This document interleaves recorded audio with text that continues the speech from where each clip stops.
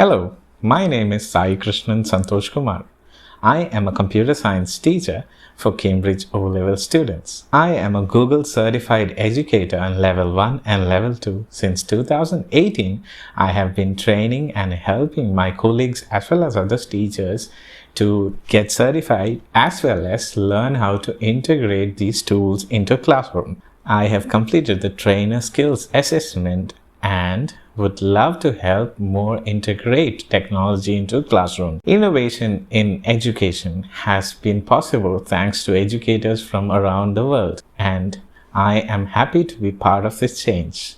Today's tool that is Google Forms and how we can use it for conducting reviews and class quizzes. So I'm going to click on the new button, click on the Google Forms, and once I put the name here, it will save the file in the specific folder. One feature which I liked very much, I can click on this button and import questions from one review that I conducted before.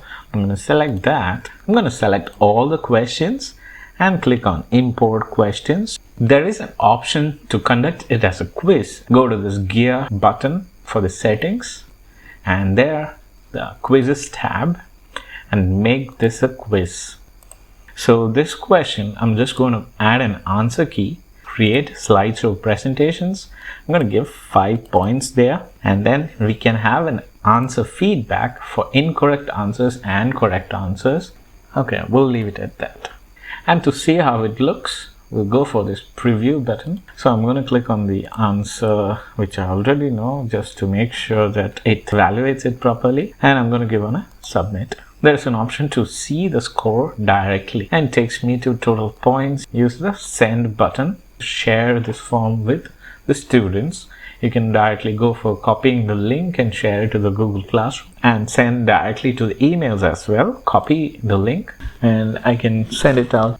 When I want to collect the responses in a Google Sheet, go to this and click on this button to create a spreadsheet. Now I can see the answers already here.